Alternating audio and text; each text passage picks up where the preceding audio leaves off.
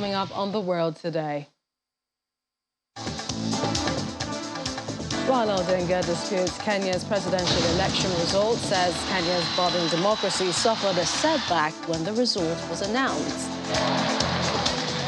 A military base in Russian-occupied Crimea has been hit by several large explosions.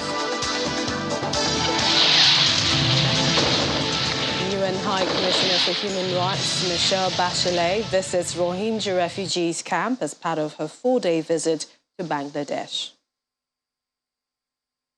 A warm welcome to the program. I'm Millicent Walker here in Lagos. We begin with the latest in East Africa, where the presidential runner-up, Raila Odinga, whose Azimo La Umjua coalition, has alleged vote rigging in Monday's results. Speaking publicly for the first time since his defeat in Nairobi, he says that millions of Kenyans turned out in large numbers in an attempt to choose their leaders, but yesterday, the budding democracy suffered a major setback. According to him, Kenya faces a legal and political crisis because of the IEBC Election Commission chairman's actions.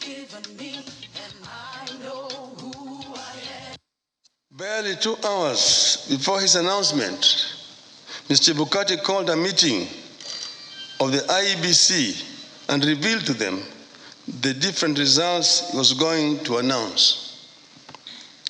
4 of the 7 protested Mr. Chebukati's actions. But Mr. Chebukati, whose mind appeared made up, did not entertain any discussion of the results, precipitating a walkout by a majority of the commissioners, who promptly denounced the results at a press conference. We know what happened next. A majority of the commissioners walked out and held a press conference where they denounced the results. Our view in Azimio is clear. The figures announced by Mr. Chebukati are null and void.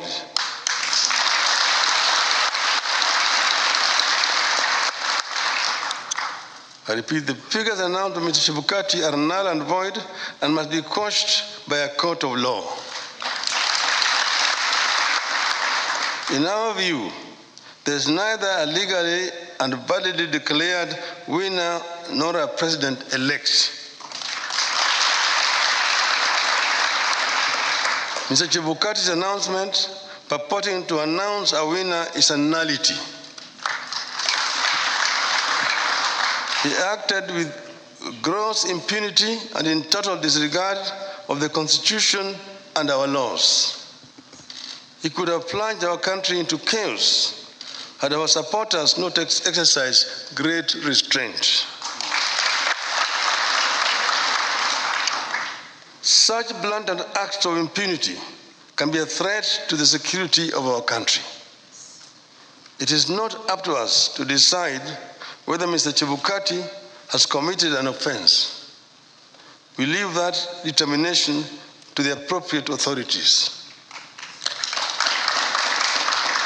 But for avoidance of doubt, I want to repeat that we totally and without reservations reject the presidential results announced yesterday by Mr. Chebukati. I want to commend our supporters for remaining calm and keeping the peace, and I urge them to continue to do so.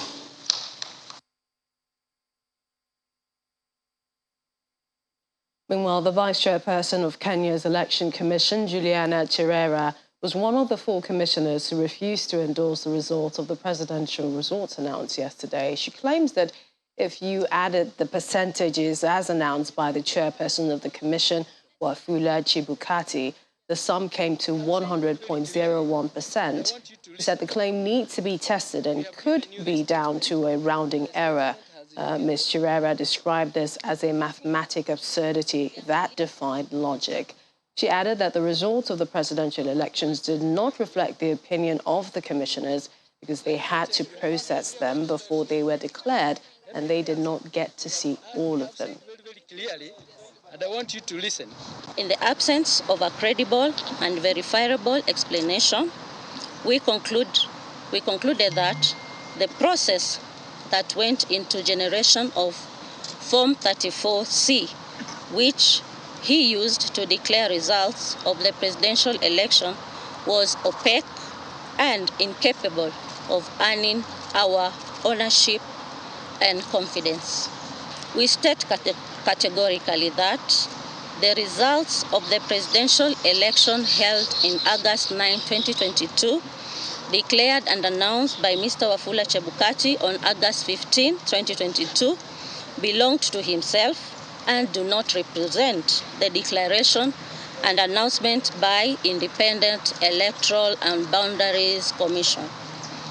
The Commission has to process the results before they are declared and announced by the chairperson.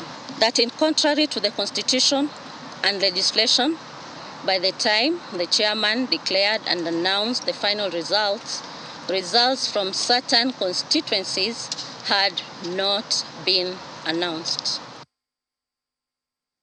Meanwhile, a Kenyan election official who went missing shortly after last Tuesday's general election has been found dead. The body of Daniel Mbolo Musyoka was found near Mount Kilimanjaro, a long way from his base in the capital. The reasons behind his death are unknown, but news was added to the sense of anger in the wake of the disputed presidential election result.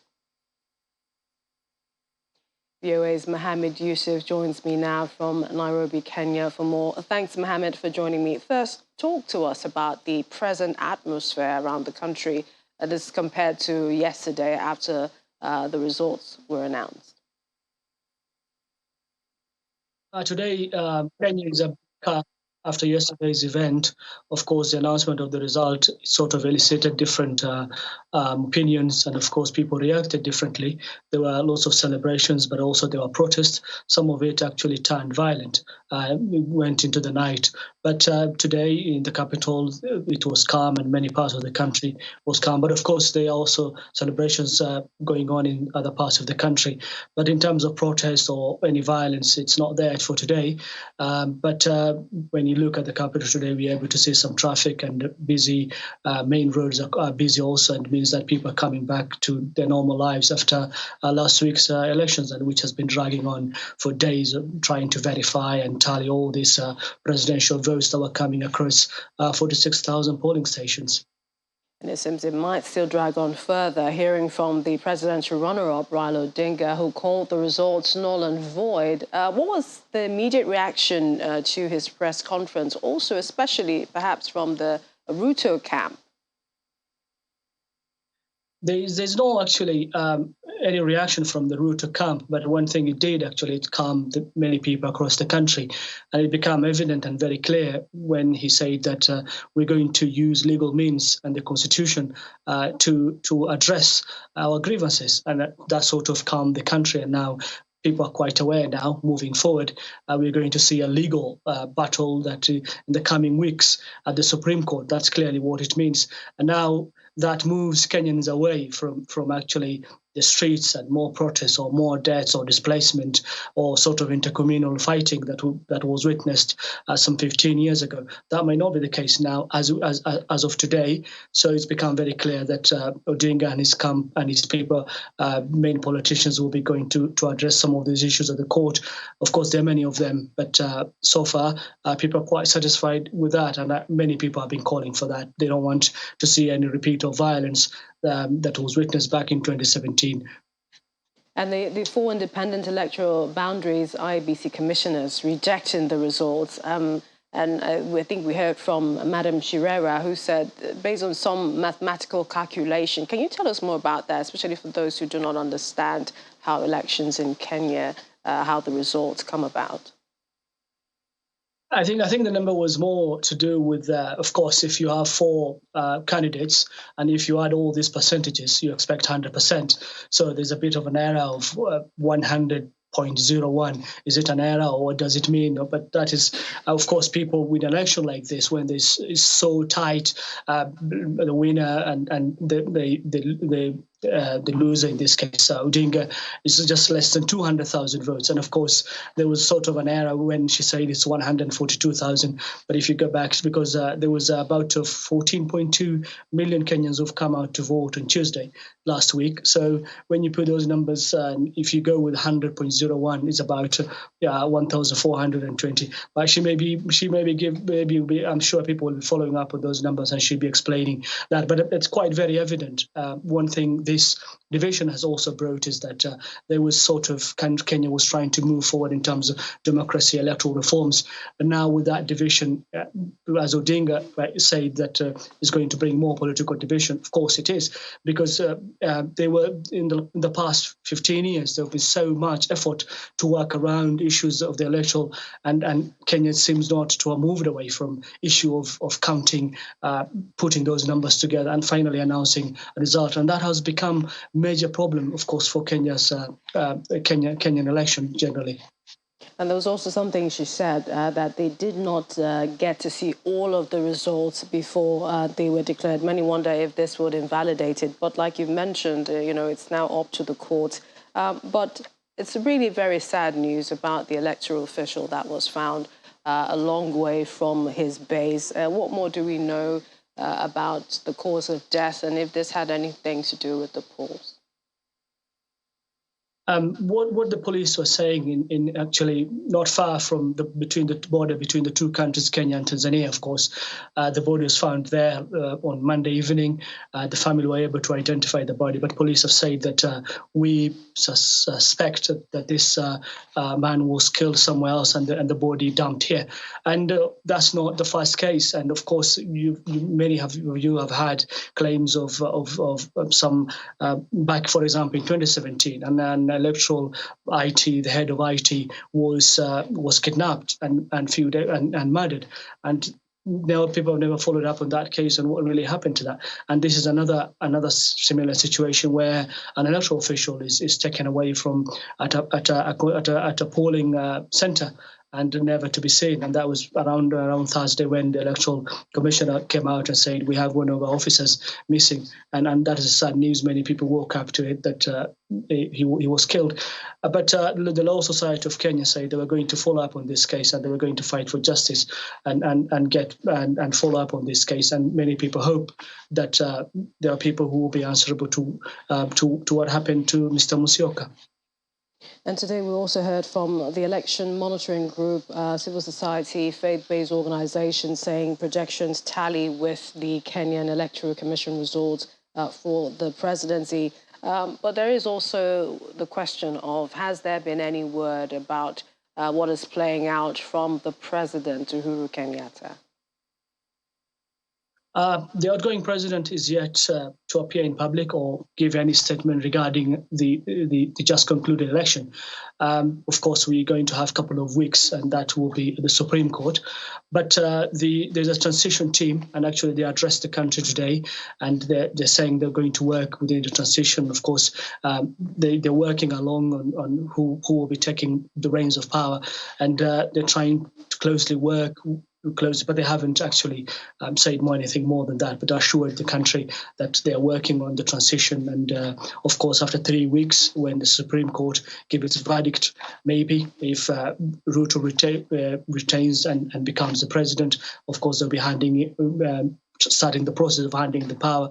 But again, also nullifies the election. Of course, it's 60 days back to election. But also the Odingas camp also can ask the court for orders, for example, the recount of the vote and also nullification. But of course, generally, many people are quite looking at what happened in 2017 in regards to elections and nullification. But also we have seen instances where courts have also enriched Kenya's pronouncement, or judgments have also enriched Kenya's democracy and also the electoral process. And people hope with this process, again, they're going to improve also on how Kenya manages its election moving forward.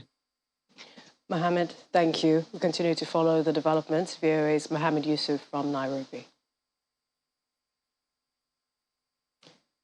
Well, let's take a look at the day after Kenya's electoral body declared William Ruto as its new president-elect. Reactions have continued to pour in from far and wide. Some African leaders, like Zimbabwe's Emmerson Mnangagwa, Nigeria's President Muhammadu Buhari, and South Africa's Cyril Ramaphosa, tweeting their congratulations to the president-elect.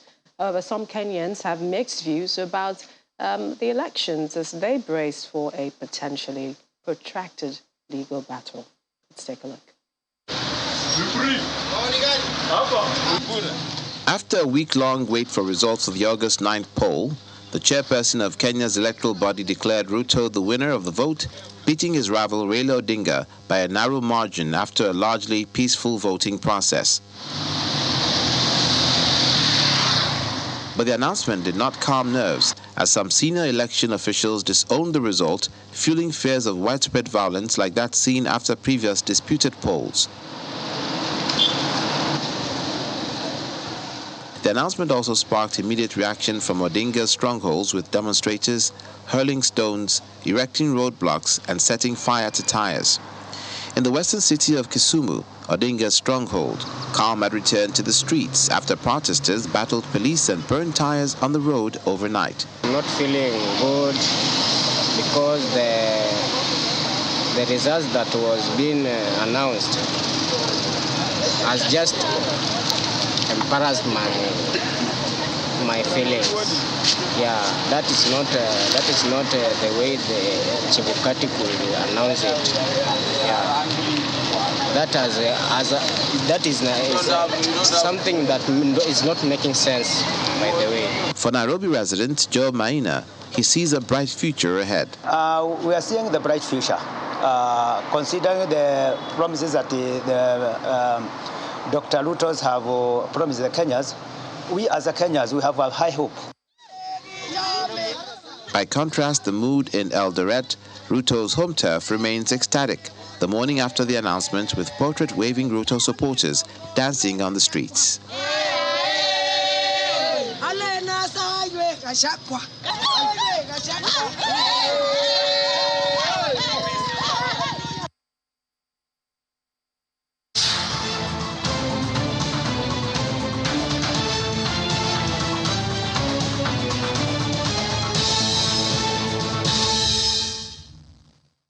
Away from East Africa to Europe, where Russia continues its offensive, or maybe not, following recent reports from Russia's defense ministry blaming saboteurs for explosions at a military warehouse in northern Crimea that forced the evacuation of more than 3,000 people. The explosions today rocked an ammunition storage facility near the village of Maiskoye and disrupted train services and power supplies, although nobody was seriously injured in the blasts, according to the ministry. Russia's local newspaper also today reported on another possible act of sabotage in Crimea, quoting witnesses as saying that plumes of smoke could be seen over a Russian military airbase on the peninsula in Vardeskoye. The incident follows a series of explosions last week at a Russian-operated airbase in Crimea, which Ukrainian officials had hinted were part of some kind of special operation, but which Moscow said at the time it was an accident. Moscow's senior representative in the region, Sergei Anistonov, confirmed that 2 people were wounded in the explosions at the ammunition depot. Railway traffic halted and thousands of people evacuated from nearby villages.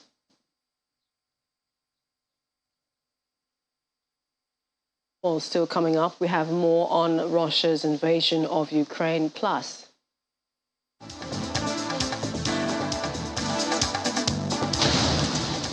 UN official urges release of frozen Afghan assets to mitigate humanitarian crisis. Please stay with us.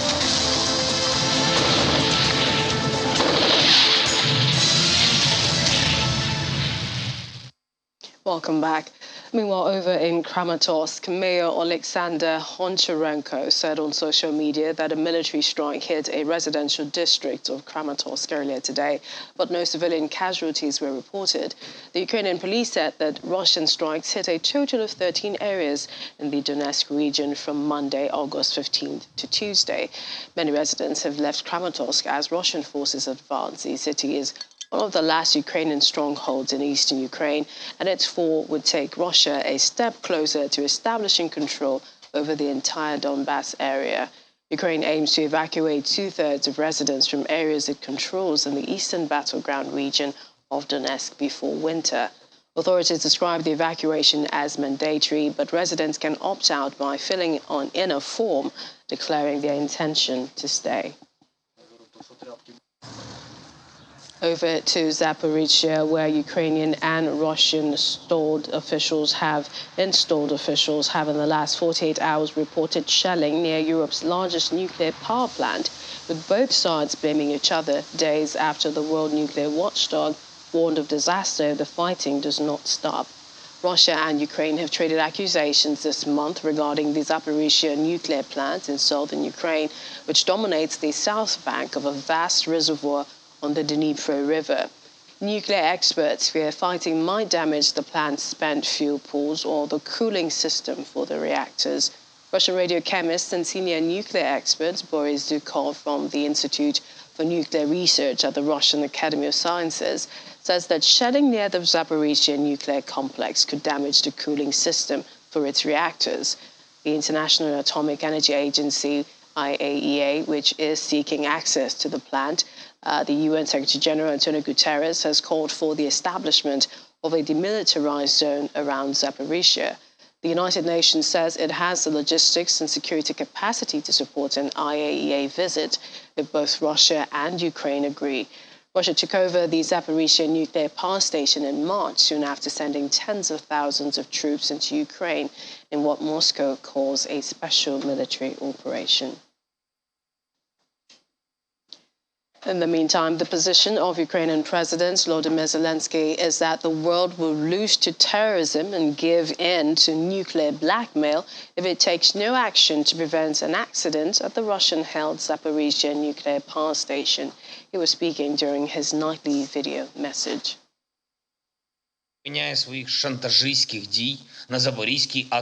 Russia does not stop its blackmail actions at Zaparizhzhia nuclear power plant and around it.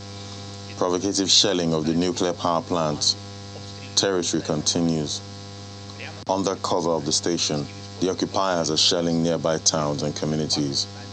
The Russian military hides ammunition and equipment right in this station's facilities. The station is de facto mined. All this clearly shows that Russia is rejecting the security demands of the European Union countries and 15 other countries, 42 in total, that called on Russia to withdraw its troops from the station. In particular, these are Turkey, Georgia, Great Britain, Korea, Japan, Australia, Canada, and the United States of America. If a terrorist state allows itself to completely ignore the international community's demand, and furthermore, on such a sensitive topic, this clearly indicates the need for immediate action. Any radiation incident at the Zaparizhzhia nuclear power plant can be a blow to the countries of the European Union, Turkey, Georgia, and the countries from more distant regions. Everything depends only on the direction and strength of the wind. If Russia's actions lead to a catastrophe, the consequences may hit those who yet remain silent. Neighboring Estonia says it will prevent most Russians from entering the country with visas issued by Estonian authorities from Thursday this week, cutting off a popular route into Europe's passport-free Schengen zone. Foreign Minister Urmas Reinsalu said that all the valid Schengen visas, which except for some humanitarian and family-related cases, will be sanctioned. Russian tourists crossing the border in the eastern city of Narva say that Russian citizens should not be made responsible for their government's actions. The EU last month agreed the 7th round of sanctions against Russia since its invasion of Ukraine. Latvia, Lithuania and Czech Republic have already stopped issuing visas to most Russians, while Finland and Estonia recently called for the EU to do so jointly. We will sanction all the Schengen visas which are valid currently, except some humanitarian and family-related cases. And it means that we are speaking around 50,000 plus valid visas, and vast majority of them from the 18th of August will be blocked.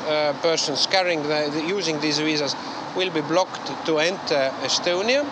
And secondly, what we are considering is indeed also opportunities or momentums to close the Russian-Estonian border at all to Russian citizens entering Schengen area or Estonian territory. When these people are going to see Brandenburg Gates, the people are dying under the Russian Federation bombs, and Russian Federation authorities are using the tax money what is paid by these people who are making their tourist trips to Europe. So letting people into one country or Europe is not a human right. And secondly, we have to admit that also Russian society, by and large, also bears a passive moral responsibility for these atrocities which take place in Ukrainian soil. The legal responsibility is on Putin, his inner circle, and these executioners of genocide. But of course, the moral responsibility lies also on this state and its citizens. Meanwhile, German Chancellor Olaf Scholz says while there was room for a European-level debate on banning Russian tourists, it was important not to make life harder for Kremlin opponents to flee Russia.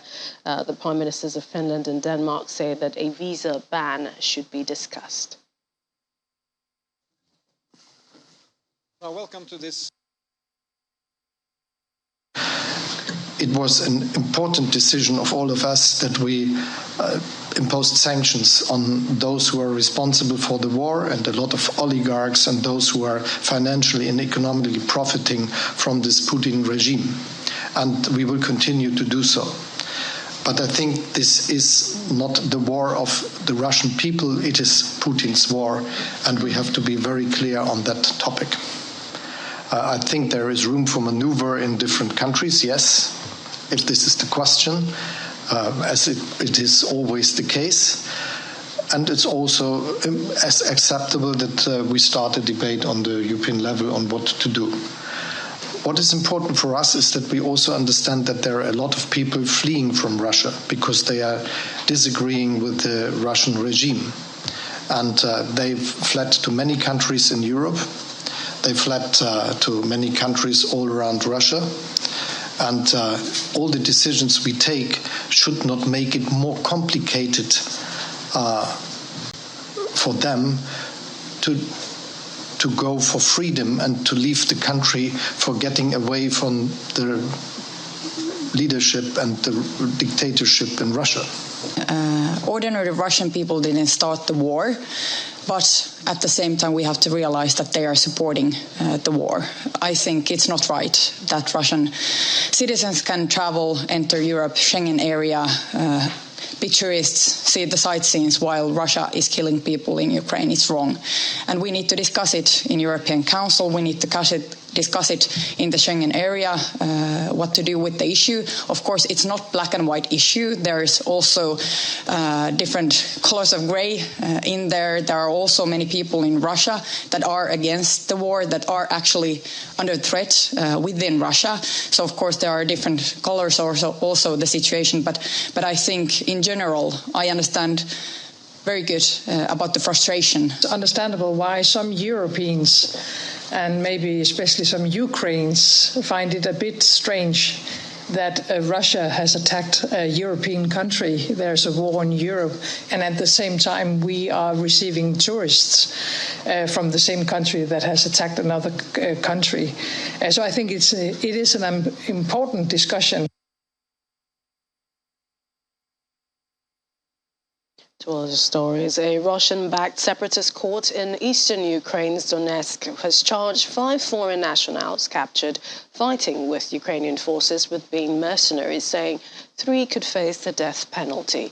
According to Russian state-owned news agency, the foreign nationals who were captured in and around the port city of Mariupol face a possible death sentence under the laws of the self-proclaimed Donetsk People's Republic. It cited the judge as saying that the trial would resume early October. I was detained in Ukraine by the Russian Federation, nowhere near the DPR. In a vehicle together, which I was driving, we drove up to a Russian checkpoint where we were taken out of the vehicle. We had weapons pointed at our heads and we were detained by the Russian soldiers. And what was said in that contract? It stated that we were civilian workers who were working to evacuate civilians from Ukraine. It stated our names, our passport numbers, and what we were allowed to do and where we were cleared into. And to the looming food crisis in Africa, the first United Nations ship carrying the first cargo of humanitarian food supply bound for Africa has left the Ukrainian port of Demining. Earlier, a joint coordination centre set up by Russia, Turkey, Ukraine and the United Nations said it had approved the ship's departure. The UN's World Food Programme, which bought more than half of its wheat from Ukraine before the war, says 345 million people in 82 countries are now facing acute food insecurity and need urgent humanitarian support. Turkey's defense ministry says a total of 5 ships left Ukrainian ports carrying corn and 23,000 tons of wheat intended for the drought-hit Horn of Africa, Ethiopia. Global food prices have been driven up and fears of shortages in Africa and the Middle East have been on the rise.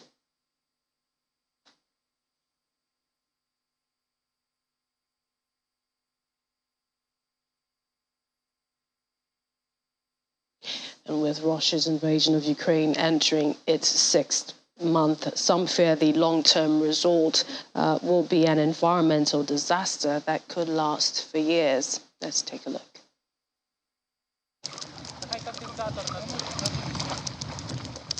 These divers are demining experts searching a river in Ukraine.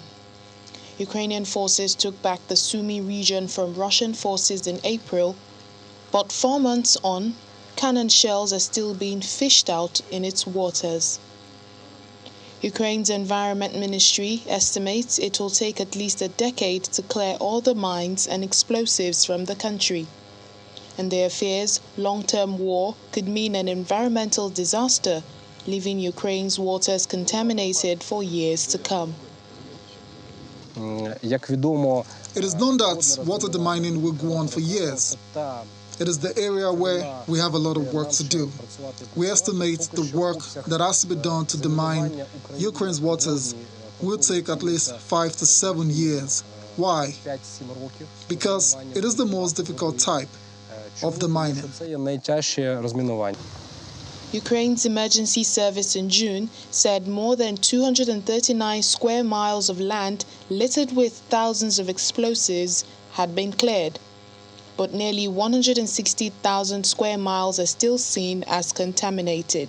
Sofia Sadogorska at the Center for Environmental Initiatives also agrees that the consequences of the pollution could last for decades. The consequences of such pollutions, we can say, for example, from experience from previous wars, could last for decades. And it means that these territories are heavily polluted, for example, with heavy metals, with other chemicals. It means that these areas will be impossible to live, for example, because there will be no fresh water.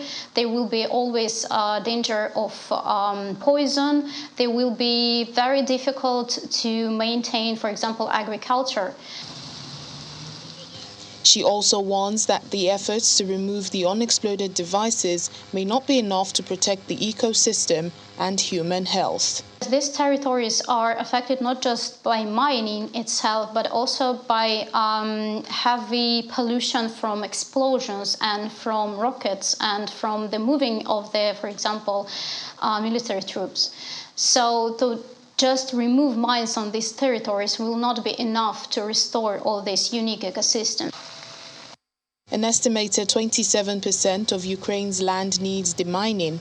As part of efforts to help, the U.S. government approved $89 million in funding to help Ukraine equip and train 100 teams to clear landmines and unexploded ordnance for a year. The funding is the largest U.S. demining program yet in Ukraine. Russian President Vladimir Putin says that Moscow valued its ties with countries in Latin America, Asia and Africa and was ready to offer modern weapons to its allies. Putin used his speech at an arms show near Moscow to boast of Russia's advanced weapons capabilities and declare its willingness to share technology with like-minded countries. He was speaking nearly 6 months after Russia sent tens of thousands of troops into Ukraine, where Moscow has suffered setbacks and heavy losses.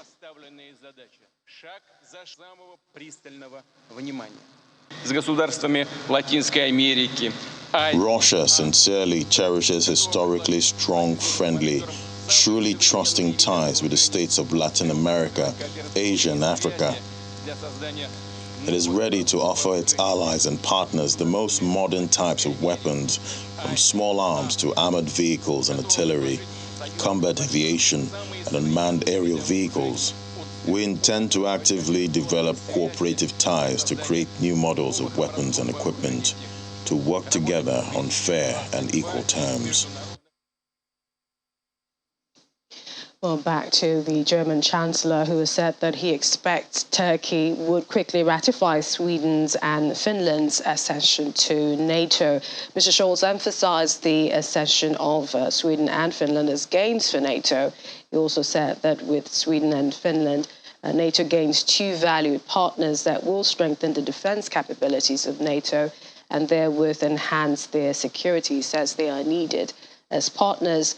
Meanwhile, Anderson stressed that Sweden would abide by the agreement with Turkey, which led to Turkey dropping its veto on Finland's and Sweden's application to join the military alliance in June after weeks of tense negotiations. The government in Ankara had accused the two Nordic countries of, among other things, harboring fighters of the banned Kurdistan Workers' Party, PKK, and demanded the extradition of numerous people. All NATO countries must ratify the accession of Sweden and Finland.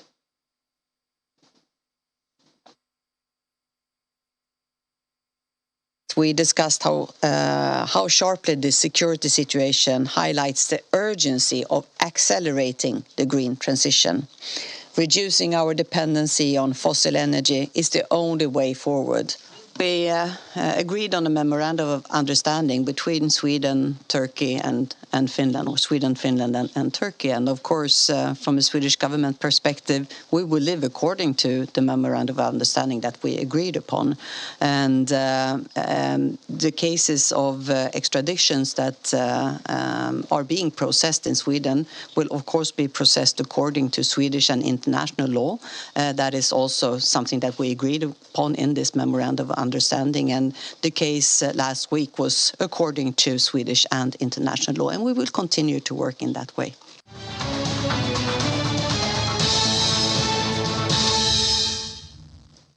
And to Southeast Asia, where the UN High Commissioner for Human Rights, Michelle Bachelet, has visited a Rohingya refugees camp as part of her 4-day visit to Bangladesh. Ms. Bachelet is the first UN human rights chief to make an official trip to the country. She was shown around the camp in Cox's Bazar by officials and also visited a food market for Rohingya refugees who had fled Myanmar. More than 730,000 Rohingya Muslims fled Rakhine State in August 2017. After a military crackdown, the refugee state included mass killings and rape. Close to 1 million Rohingya have been living in crowded, sometimes squalid camps in southern Bangladesh that comprise the world's largest refugee settlement. A UN humanitarian official is urging the release of frozen Afghan assets to mitigate humanitarian crisis and facilitate recovery and reconstruction in the war-torn Afghanistan.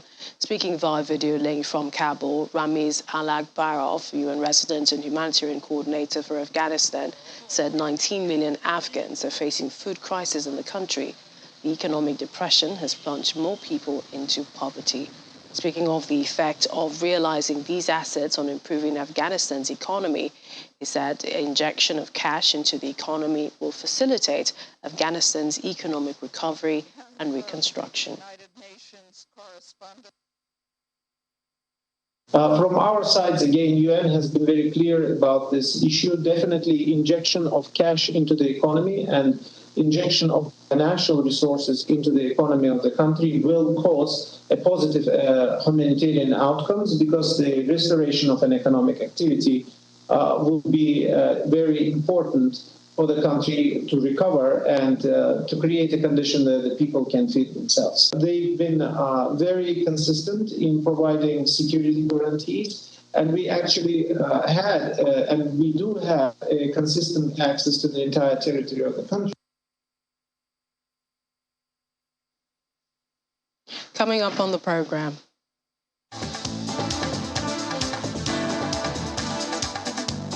It's little and it's red. An endangered red panda has been born at a British wildlife park.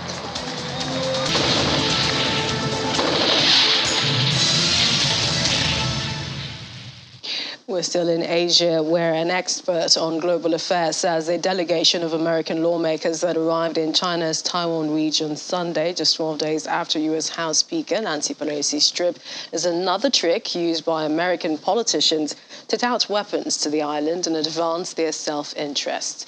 A 5-member U.S. delegation led by Senator Ed Markey of Massachusetts visited the region on the heels of Pelosi's trip to the island early August, which drew strong condemnations and responses from China. Tang Jokun, a researcher with China Institute of International Studies, decried the U.S. lawmakers' actions. This is a political trick for the lawmakers of the United States at this moment, especially 2 weeks after the Speaker's visit to Taiwan. At this moment, some lawmakers or politicians in the United States would like to manipulate the Taiwan issue for their own political sake and also for the commercial interests of the country, of the United States. You know, by arms sales to Taiwan, some senators directly always say that the Taiwan side should buy more and more U.S.-made weapon systems. This is actually a commercial interest for the United States. It's a promotion of arms sale. So I think this is real political and commercial trick by the visit of the lawmakers of the United States. Actually, it's a continuation to show the determination and the capability that our military can, fully safeguard the integrity and the sovereignty of the country. And I'm sure the military will attend these military drills or training as a normal practice for the military, and I'm sure they will continue such training or drill close to Taiwan, because this is a very important step to deter any intention from the separatism from Taiwan. So I think it's very important, even it's a last resort from the country. I'm sure the military will continue such drill and training close to the island.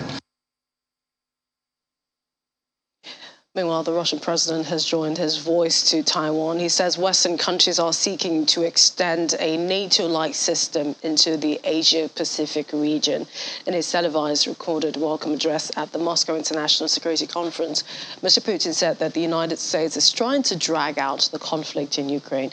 He maintained that the U.S. House of Representatives Speaker Nancy Pelosi's visit to Taiwan earlier this month had been a thoroughly planned provocation. We're back in Africa, where August 16 marks the 10th anniversary of what is now termed the Marikana Massacre in South Africa, where 34 striking Loming mine workers were shot dead by police who were frightened and fired live ammunition in self-defense. Unfortunately, lives were tragically lost. 10 other people, including Loming mine security guards, police officers, died in the days leading to the massacre.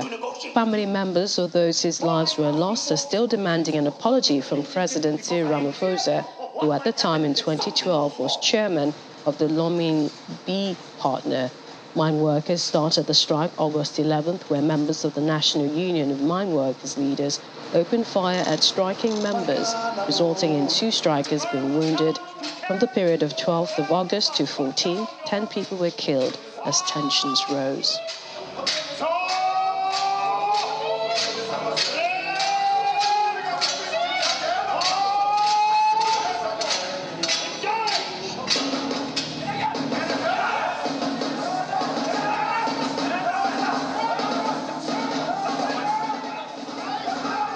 It says a lot that we are still oppressed, in this country that we are in.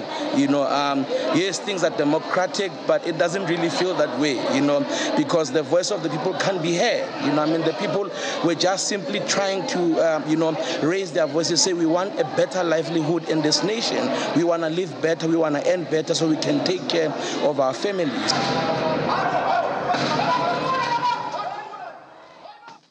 Let's turn to the United States now as we learn longtime financial chief of former President Donald Trump's namesake real estate company is expected to plead guilty in New York this Thursday, August 18, in a tax fraud case.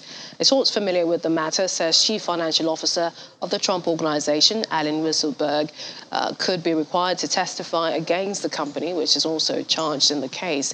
Is also expected to be sentenced to 5 months in jail. Weisselberg and the Trump Organization were charged July 2021 with more than a dozen counts of tax fraud, falsifying business records for awarding off-the-books benefits to company executives. Weisselberg pleaded not guilty, as did the Trump Organization. The New York Times first reported on Monday that 75-year-old Weisselberg was nearing a plea deal. The Times said that he will not cooperate with a broader investigation into Trump, citing 2 unidentified sources. The report did not address whether he would cooperate in the case against the former president's family company.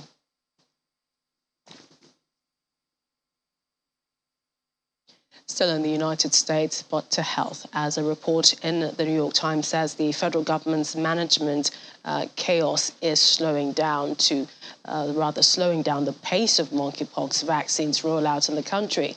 The country currently has over 11,000 cases reported, according to latest data from the Centers for Disease Control and Prevention. New York has the most cases, with over 2,000 reported, followed by California with 1,945 and the state of Florida with 1,085 cases. The U.S. also has the world's highest tally of monkeypox cases. Health officials from at least 20 of the 50 states are complaining about the distribution and delivery of vaccines. The report shows that about 5,000 doses of monkeypox vaccines were transported wrongly to Oklahoma, Tennessee, and Mississippi before arriving at their intended destination of Florida. According to the reports in the New York Times, in the state of Minnesota, a batch of 800 vaccine doses were declared unusable because they disappeared during the shipment longer than the 96-hour viability window.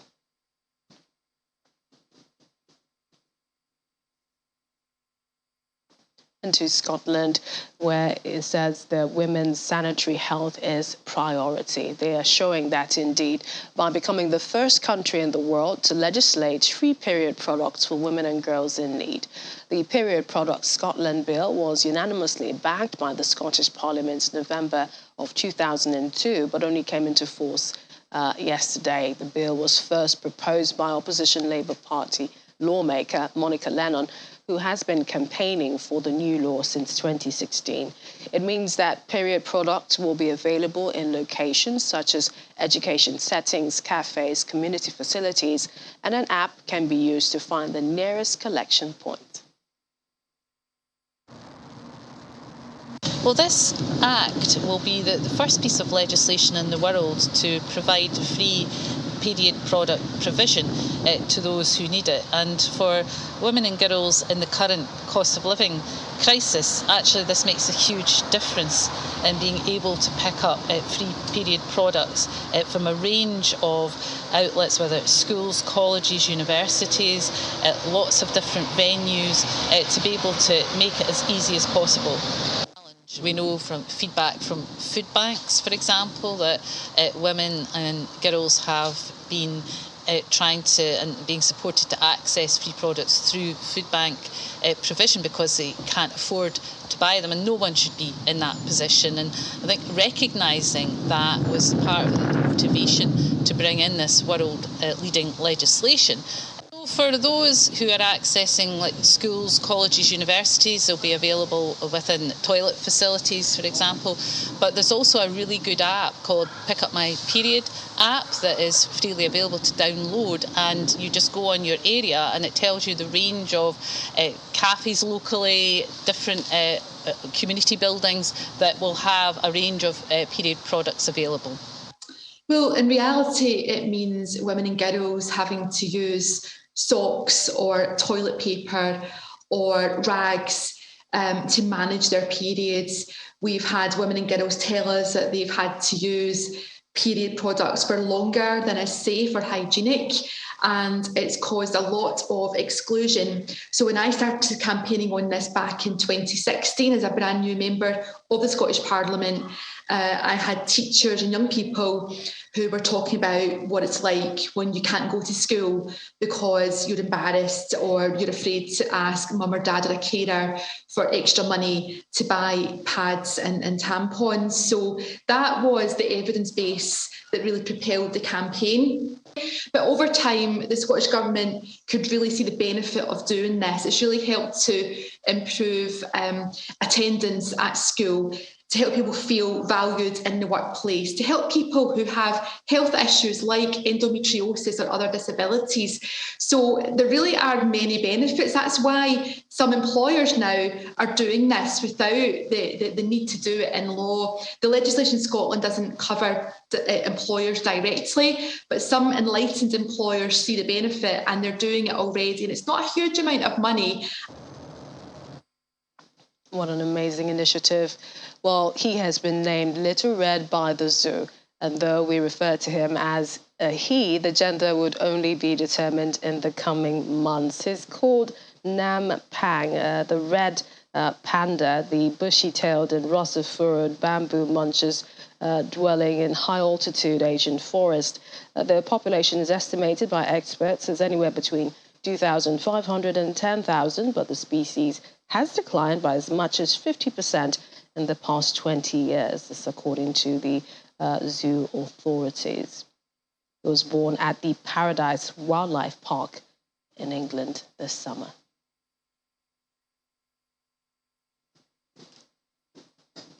And that's it on the program. Thank you for watching. I'm Millicent Walker. Bye for now.